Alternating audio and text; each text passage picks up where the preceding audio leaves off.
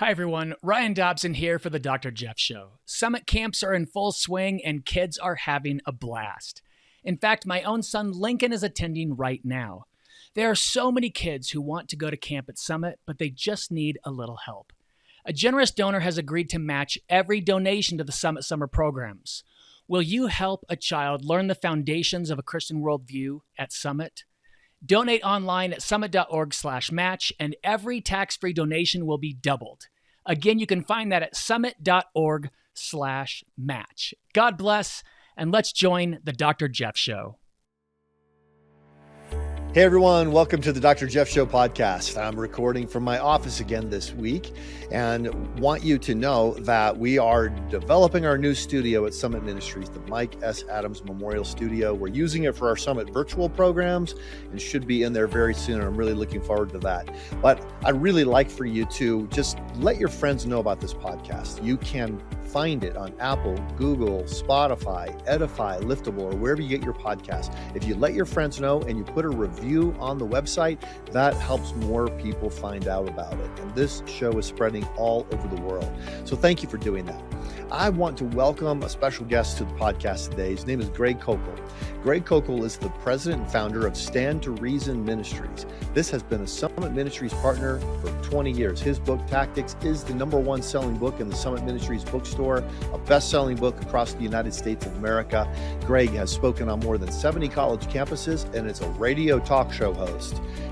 Buckle up and get ready for a fascinating conversation about how you communicate truth, even with people who completely disagree with you. Greg, welcome to the Dr. Jeff Show. Dr. Jeff, I love Summit, and I love you, and I'm thrilled to be here. Genuinely and honestly, I'm not just saying that because that's the way you start out a conversation. I love it. Well, you're one of my heroes, and so it's fun to have you on the show, and we get to do it because you're here speaking to the Summit Ministry students. That's right, yeah. Both in the in-person session that is taking place right now, but also in the Summit virtual session that is taking place at the same time over in the Mike S. Adams studio, right, and then being broadcast all over the world. Yeah, I'm so thrilled to be part of this because I know it's so leveraged. In fact, I mentioned to the students today, you got a full crowd, every seat was full. And I told them I don't usually like talking to young people because it's like talking to a painting, but Summit students are different. Yeah. Everybody's taking notes. Everybody's on top of things, and they can follow what you're saying. You don't have to slow down and, speak in simple sentences because these are kids that have good training, good backgrounds, good families. They get it, and that's why they're here, And so I can move through the material and know that I'm making an investment in young people that are going to make a difference in the future. And as I travel around the country, Jeff, I get so many people that tell me, I saw you at Summit 4 years ago, 5 years ago, 15 years ago, and they're thanking me, but I know I'm talking to quality people because of all of the impact that Summit has had on their lives. Greg, you've not only had an impact on the Summit students, you've had an impact on the teachers of the Summit students. So we have 75 instructors who come through Summit's doors at some point in the summertime. Mm-hmm. And I would say 10 of them you've personally trained. Well, I'm glad that's sweet to say that, and this really warms the cockles of my heart. Some of them are people that are on our team right now. Some are people like Greg Koukl, for example, who was on our team and now has got his own enterprise, or others, and Scott Klusendorf, who used in the past. And it just magnifies my ministry, I guess. I'm thrilled to be able to have that impact too. Yeah. That's all leverage as far as I'm concerned, so I'm glad to hear that too. We get to have you out every once in a while. That's right. We had a Summit Base Camp program, which anybody can see just by going to summit.org and type or summit.org/basecamp, and then they can see that 3-hour program that you and I did together. Then we get to have you out every once in a while here at Summit, but somebody you've trained is at every single Summit program that we do. Oh, sweet. Tens of thousands of people are reached every year as a result of that. So it's really fun to actually have you here. And I was going to say in our studio, but the studio is being used right now for Summit Virtual. So we're in. Is this good? We're in part of my office. I have 2 rooms full of books. That's my office. But I'm really glad that you're here also because the #1 selling book at Summit Ministries is not my book, Understanding the Times. Not that I'm bitter. I'm just mentioning this. Your book, Tactics, is the #1 selling book in the Summit Ministries bookstore. Well, it's shorter.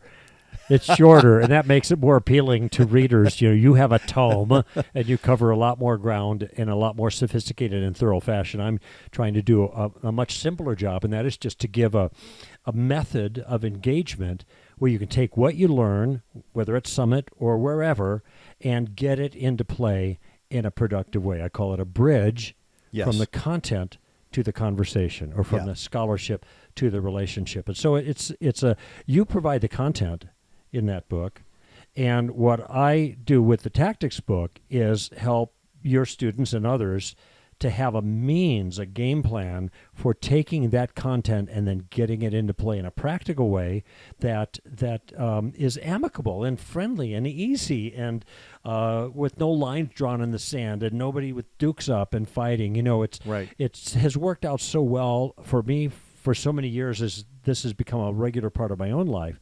And for so many others that have read the book or watched the material, been trained here in somewhat, I give a shortened version, obviously, here at Summit, like I did this morning. But then when they put it into play in their own lives and they see how easy it is and how effective it is, I get the good news back wherever I go.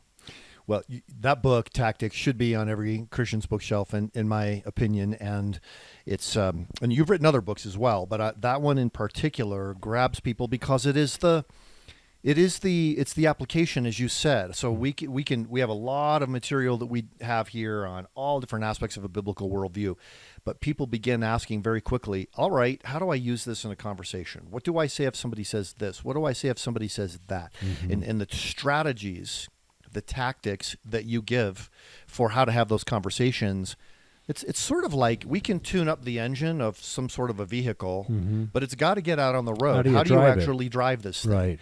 And you tune up the engine differently and put on different kinds of tires if it's going up the mountain or if it's going on a racetrack.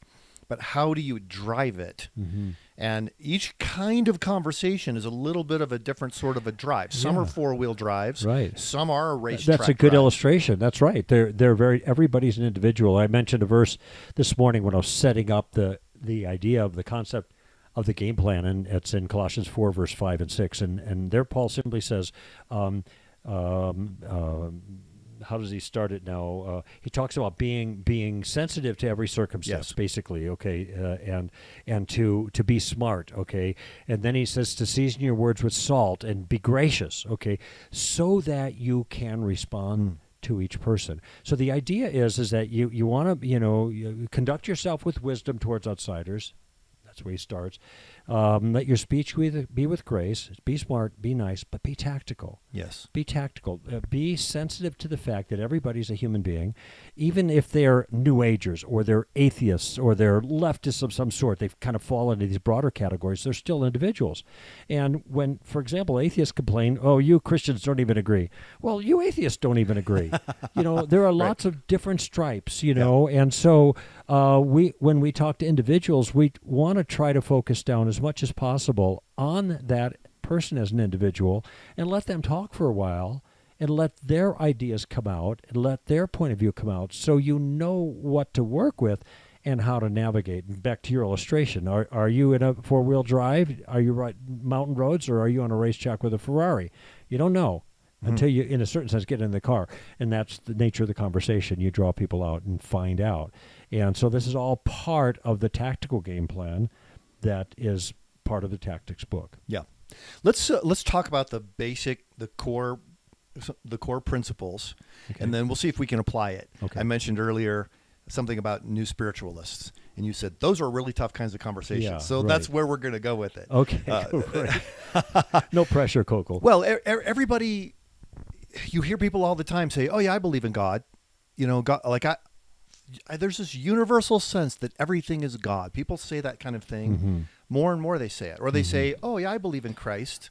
Or maybe I'm spiritual but not religious. Christ is like, everybody can be a Christ. We're a universal Christ kind of thing. So you're hearing this sort of thing more and more, and I'd like to sort of look at some of the tactics and then apply it maybe in that situation. Okay.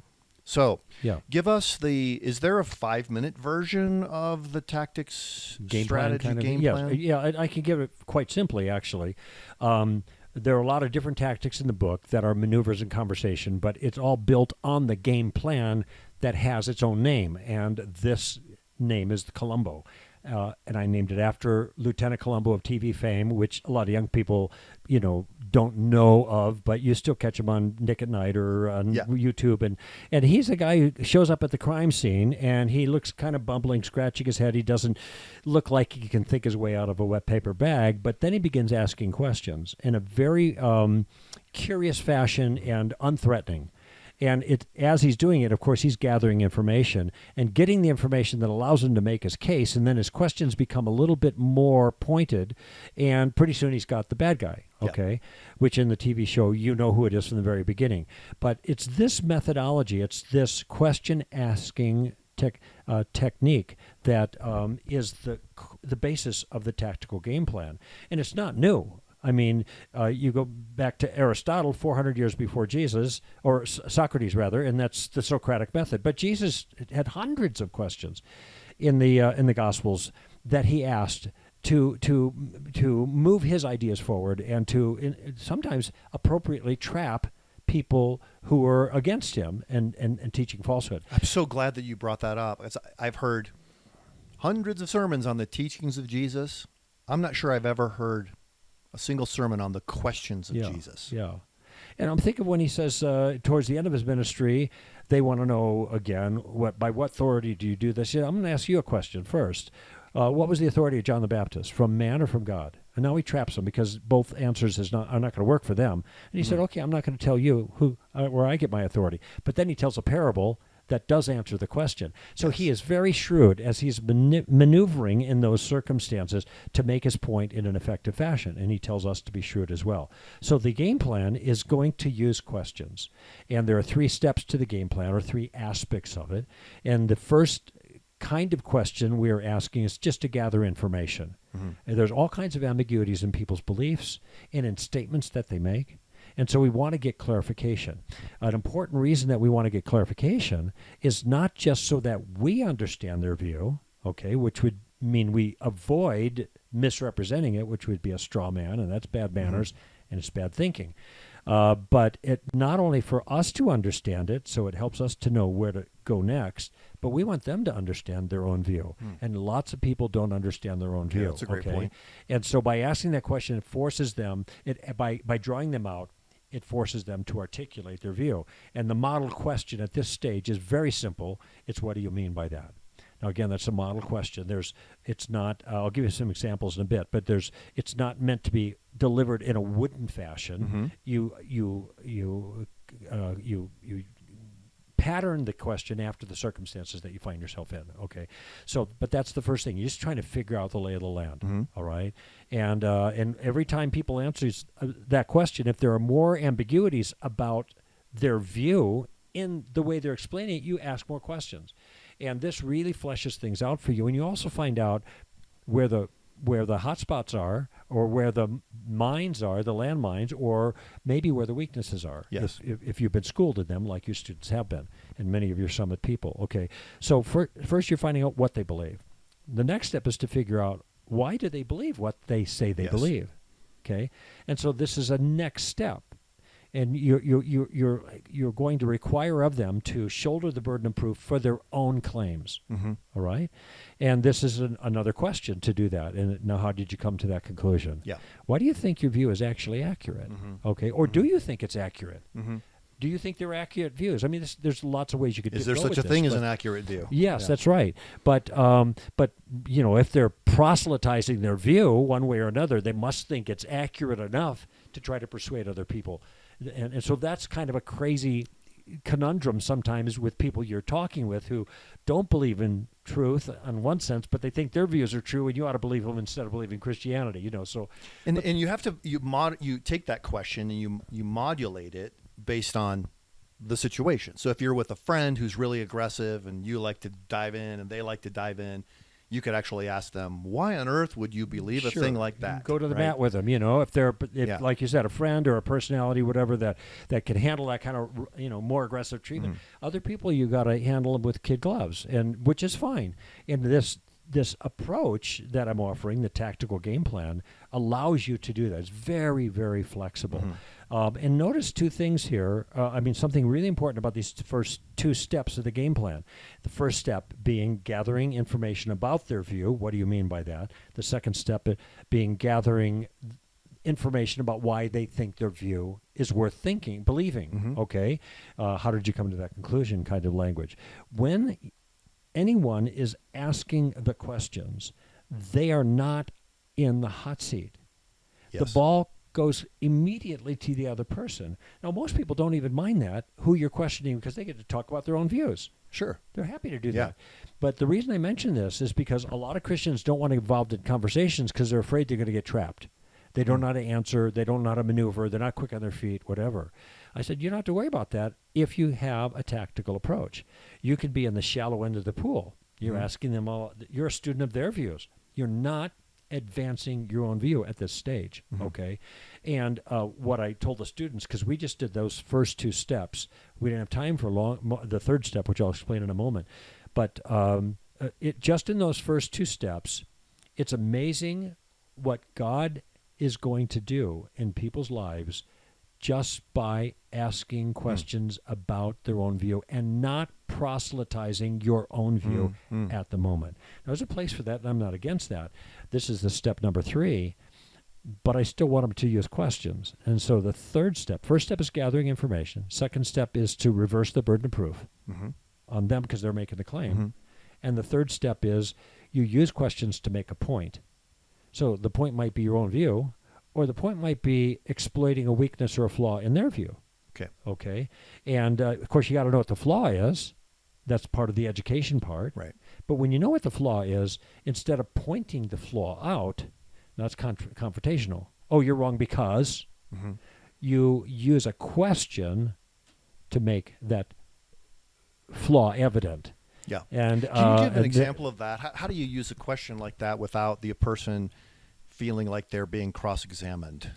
Well, that's a style issue. Okay. And this is where I think Columbo is a good example because Columbo was very gentle, seemingly inconsequential almost, you don't have to worry about this guy kind of thing.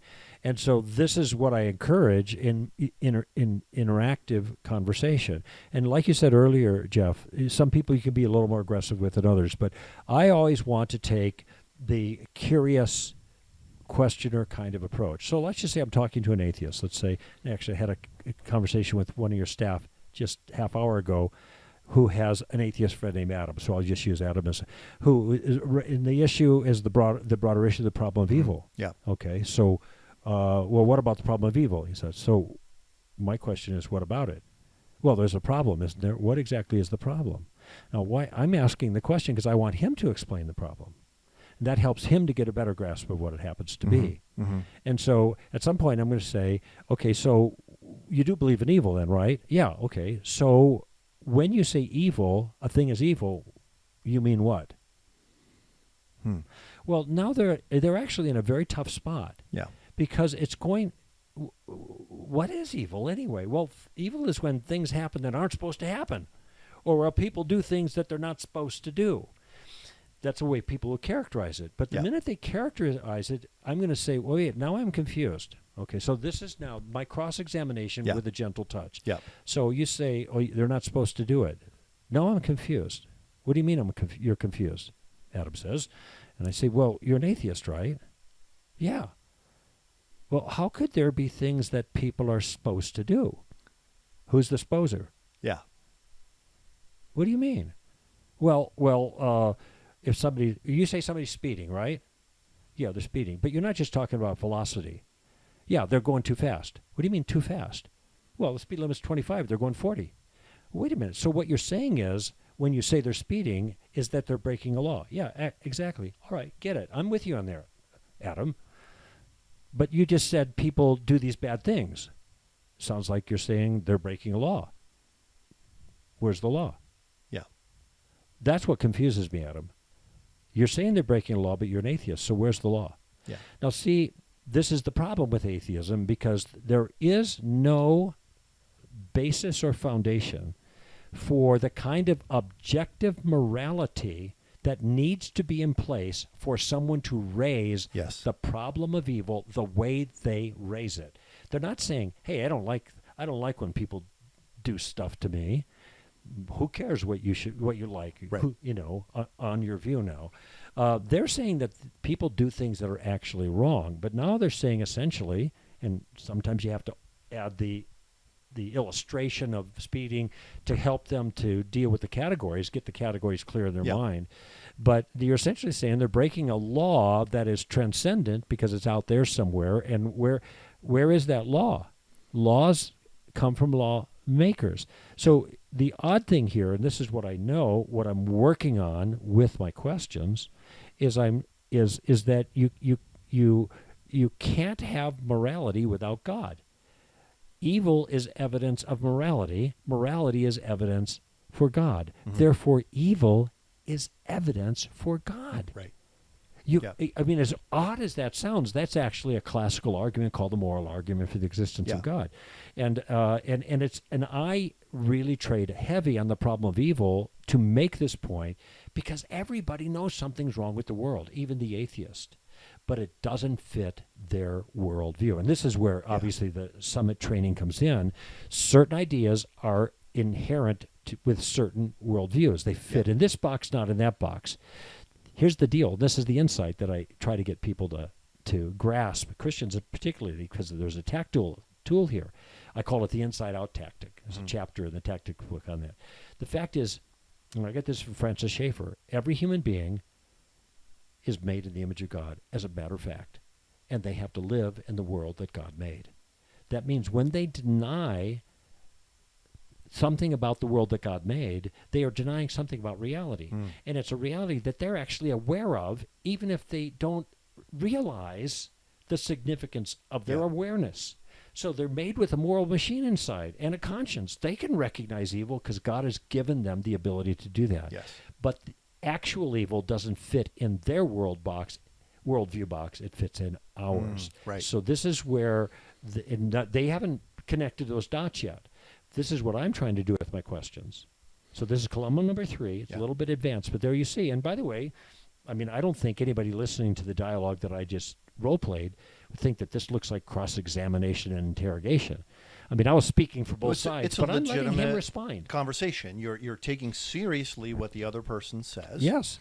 Seriously enough that you're trying to fill in the gaps that are left by their... Well, I'm connecting the dots with more questions. So what do you mean by that?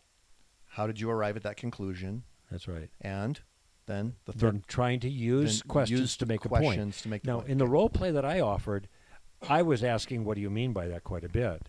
Clarifying, what do you mean by evil? Because this is key for them making the point of what evil is, for me then to jump to number 3 and then say, that's not going to work in your worldview. So I'm going to use questions to help him to see that. Yeah. Okay. All right. Let me give you a scenario. This is a real one. This is from a conversation that took place about a week and a half ago. My youngest son just graduated high school. So we went on a scuba diving trip just to celebrate his graduation. That's something we love to do together. One of our dives, just to kind of set the context, was at a place that was quite a ways away from where we were staying, so we had to ride in a van with our dive guide. So it's my son, I'm there, my son, and one other diver, and our guide and the driver of the van. Okay. So there are 5 of us in the van. And this guy says, and we've got probably 45 minutes or an hour left in the drive. He says, "You are the happiest person that I have met in who knows how long." Something like that. He says it to you? He says that to me. Oh, my goodness. And I had earlier in the trip when we were on the boat, I had said something about how I was in 12 months in remission from cancer. Uh-huh. And I am happy. Every day's a gift. I don't take any of it for granted. And we were having an extraordinary day. I mean, I was just very happy. He said, "You're just the happiest person." And I just said, I'll tell you why I'm so happy. Because, I'm in remission from cancer, but the truth is Jesus healed me from cancer. I just said that right. Jesus healed me from cancer. And I could see it in the sea. He literally went like this. And then he said, yes. By the way, for those who can't see, Jeff is rocking back, scrunching his face back. up, shaking his finger like the guy's confused and doesn't know what to do with that statement. There's the visual for and you. He's about to school me. Okay, it was that kind of look like, okay, let me tell you where you're wrong. Yeah, let me set you straight. Let me set you straight. And he said, well, let me tell you how I see that. Oh. And then he launched into his worldview, Mm-hmm. which he articulated pretty clearly, Mm-hmm. which was, look, everything is God. Everything is God. The whole universe is God. Mm-hmm. And so we're a little bit of God. And everything is a little bit of God. And he just explained his view. New spiritualist is what we call it in the book Understanding the Times. Would that be the same as New Age? New what they Age, used to call New Age movement or everything something? is one. Yeah. And we're part of that oneness, so we are God. Mm-hmm. And he was very expressive. He's a very expressive guy. Sure. Very expressive and excited about sharing that viewpoint. But it's essentially the viewpoint that Eckhart Tolle gives, that it's God's presence, just put one hand here, the other hand here. Right. And then he describes his view of the divine presence. So Right, essentially it was Eckhart Tolle Sure. book 2, right? Yeah, right. So he's talking about all of this. This is actually a kind of a version of Eastern religion, of monistic pantheism or something like that. Yeah, although I'm sure he would season that view with a little bit of Buddhism, Yeah, sure. a little bit of Hinduism, right. Whatever he got that sort of affirmed the idea that the universe is all one thing. There's a oneness to it, and we're somehow part of that oneness, and we need to be aware of our oneness, and that's where he was going with it. All right. So I can talk about what I did in the situation, but I'd be curious if you were to be let's say you're in the van with us. Now there's sixth person in the van. And the other diver, she's so tired from the dive, she's listening, but she's not really paying much attention. The driver, he's in his own little world there, making sure we don't get run off the road in Mexico. But there are now 4 of us in the conversation: my son, me, the dive master, and you. Mm-hmm. Help us take those questions and apply them in that situation. Okay, so you've already mentioned that he did a pretty good job of characterizing his view. So we'll just say that the work of the first question has already been accomplished because he's articulate and he's carrying on. But now I'm going to, in my mind, I can already see some difficulties with this view, okay? And when I start offering some of these model questions here, or the questions pertaining to this particular, your guys are going to, I think it'll be pretty obvious too. But I am going to be the confused guy, because actually this does confuse me a little bit. So I'm you. You've just told him that you've been recovering from cancer. So let's give a name to the dive guy just for the sake of a conversation. What do we call him? Brett. Brett? Brett. Call him Brett. Brett. Okay, Brett. So, Brett, that's really interesting, but it kind of confuses me a little bit. Why is that? Well, so I'm God, right? Yeah, we're all God. Why did I get cancer? I'm God and I'm sick. How does God get cancer? Now, I don't know how he's going to answer that. Yeah. All right. But that would be one direction I go. So however he answered it, I'm going to kind of press that issue. Because this strikes me as counterintuitive. If we're all God, well, wait a minute. I'm not going to get in detail, Brett, but I'm just going to tell you something. I got a very checkered past. All right. When I look back on some of the things that I did, I am not proud of them. I'm ashamed of them. I wish I hadn't done them. But what you just told me is, not only am I God now, but I was God then. So how am I supposed to understand these awful, ugly things that I think I did morally in light of what you just told me? Were those things bad or not? I mean, if I'm God, I don't know what he's going to say, but I think this is a conundrum for them. Right. Because when you press the issue philosophically, if everything is God, then nothing is not God. Right. Okay? That's classic Eastern monism, oneism. Okay, I talk about this a bit in The Story of Reality, which I think you guys carry in your library downstairs or whatever your bookstore. In the Story of Reality, yes, we do. We've got that in our bookstore. So, it's on the website too. So I talk about this particular alternative worldview, alternative story, and the problem then is that you can't make sense of the problem of evil in that view. Why? Because evil means there's a difference between evil and good. But if everything's one, it's not two. All right? And this is the natural consequence of this view. That's right. So nothing can be evil.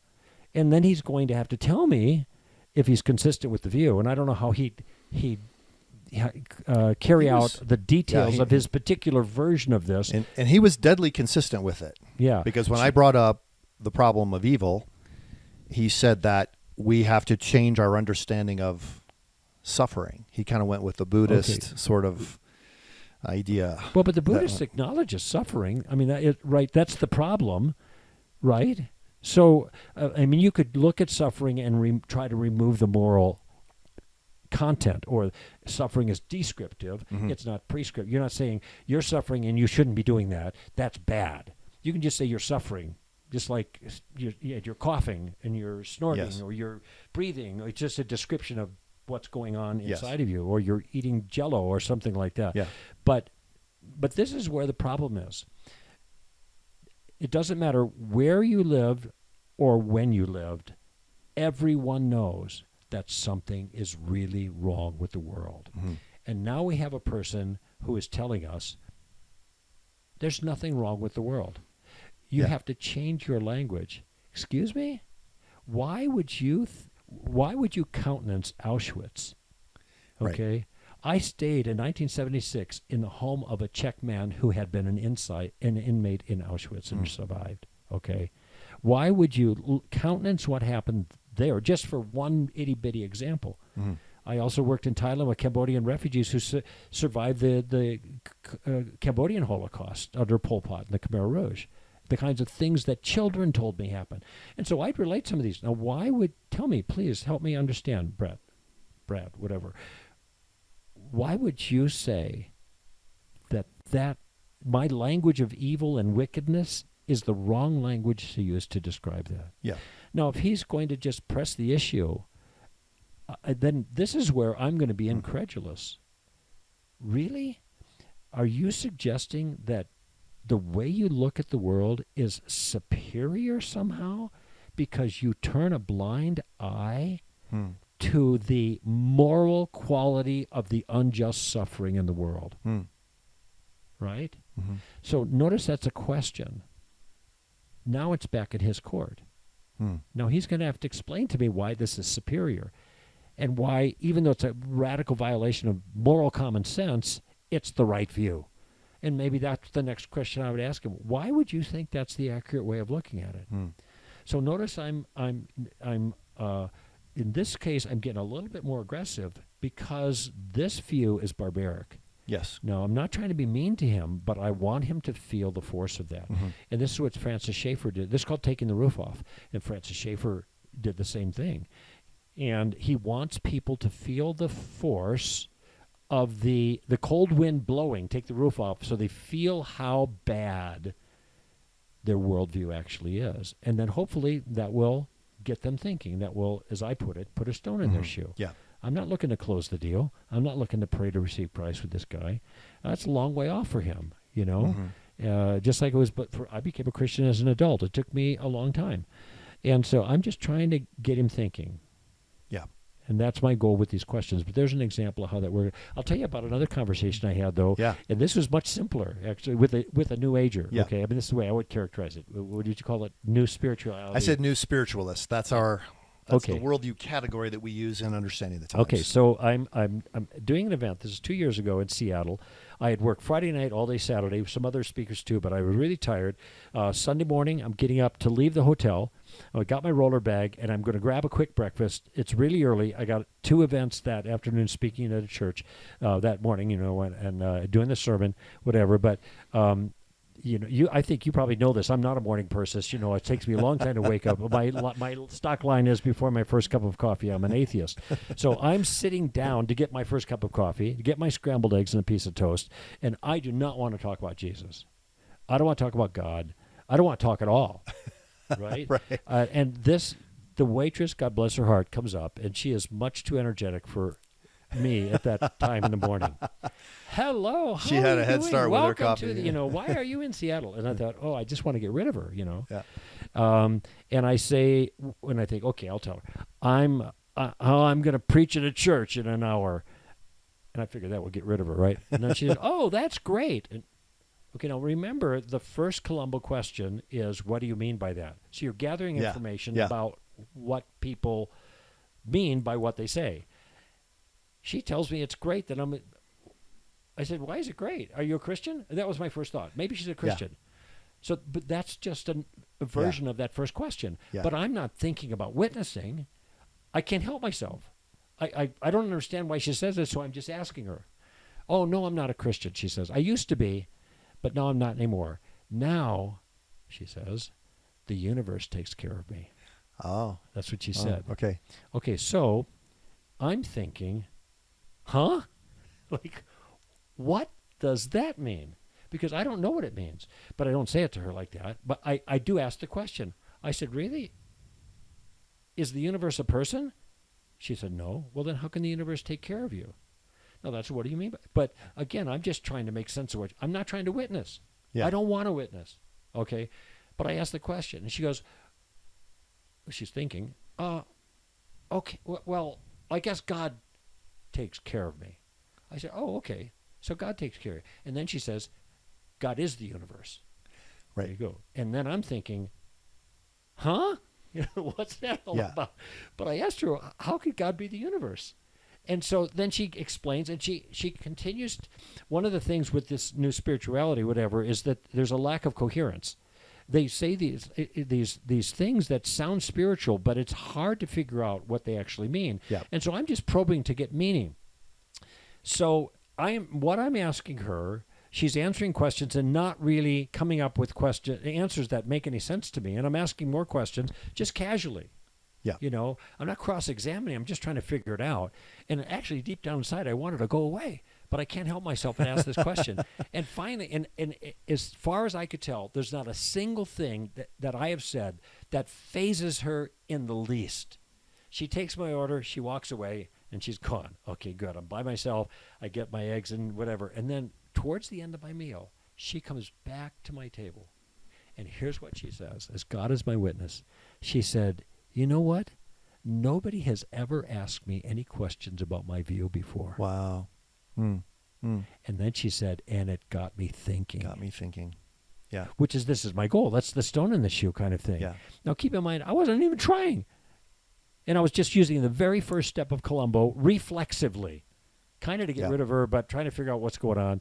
And what I said, because I had to go, and I said, well, if we had more time, I could ask you more questions. You could do more thinking, is what I said, kind of jokingly with her, Yeah. But I happen to have a copy of The Story of Reality in my bag, and I always carry copies so I can give it away as a fairly thick tract kind of thing. Well, but it's a great book for that purpose because anybody can read it with no matter what their worldview commitments are.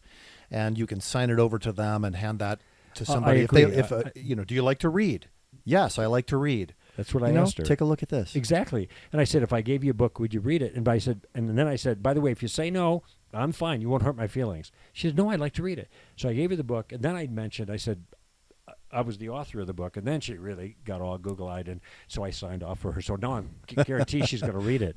And that was the end of that. But what I think is so good about that anecdote is that it shows how simple it was for me to use the tactical approach, and all I was doing was using the first maneuver, the first question, to gather more information, and I didn't even want to witness.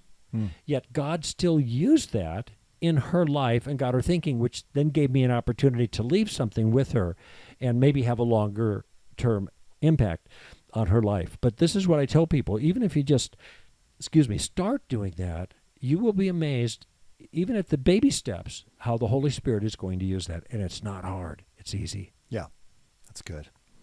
Well, I love that. I think that's a great illustration. That's a perfect way to end the show. I think I always look for that at the end of a conversation. You've really got me thinking. And that's what, of course, this dive guide said as we got off the van. You really got me thinking. Thank you to my guest, Greg Koukl, for coming on the show today. You can find Greg's resources at str.org. What a simple website. Would that we all had such a simple way to have people reach out to us, str.org. The Apostle Peter reminds us to have the ability to give reasons to everyone who asks us for the hope that we have, and to do it with gentleness and respect. I think you could see how Greg Koukl does that, how he trains other people to do it. He's a key part of our Summit Ministries team, and the people he's trained are also a key part of our team. We need knowledge, but we need character as well. Both of those things are going to be important as we communicate truth with others. Thanks for joining, and I'll see you next week. Thanks for listening to The Dr. Jeff Show. And don't forget, you can help a child attend Summit Summer Session by going to summit.org/match. All your donations that are tax deductible will be doubled. God bless, have a great week, and we'll see you next time for another Dr. Jeff Show. Listeners, I want you to know that our podcast is on Edify, which is a truly powerful app that brings together thousands of the best Christian podcasts in one place for your listening enjoyment. You can download it at Edify, EDIFI.app. Be sure to share this show if you have enjoyed listening to it, and leave a review if you would on the site where you download the show. That helps more people know about the Dr. Jeff Show, and I'll look forward to seeing you next week.